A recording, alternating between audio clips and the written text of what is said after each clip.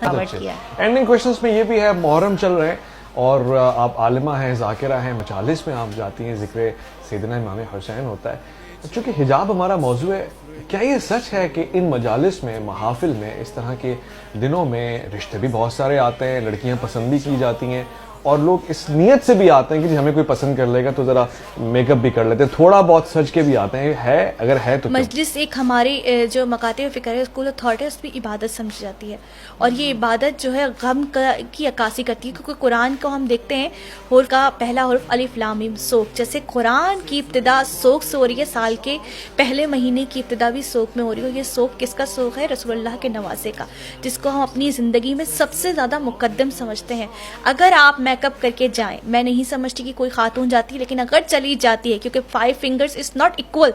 اگر چلی جاتی ہے تو میں سمجھتی ہوں کہ وہ جو عبادت کرنے جا رہی ہے وہ اس کو حرام کر دیا، کیونکہ آپ کا وجود تو ایسا ہونا چاہیے۔ جناب سیدہ کا میں یہاں پر ایک واقعہ کوٹ کروں کہ ایک نابینا فقیر جو بہت مشہور ہے، ضرب الناس ایک محاورہ، ایک واقعہ کہ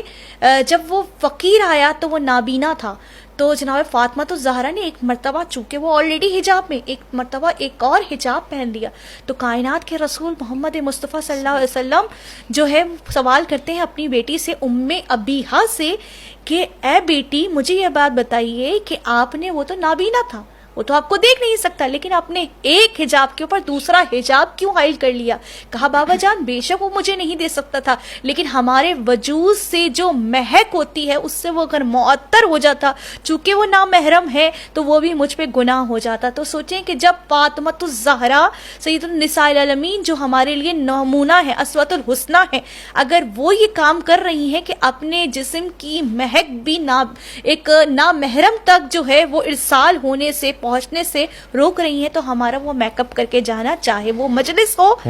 سوک کا عالم ہو یا کوئی اور عالم ہو، اور وہ دیکھ رہی ہیں کہ فتنے میں انسان جو ہے آلودہ ہو سکتا ہے، تو وہ حرام ہے۔ اور رہی بات مجلس کی، تو مجلس میں کہوں کہ کوئی خاتون اس طرح کا عمل کرے تو اس کی عبادت جو ہے مکمل طور پر جو ہے حرام ہو جائے۔ بہت بہت شکریہ ذاکرہ عالمہ سائرہ عابدی صاحبہ، آپ کا بہت بہت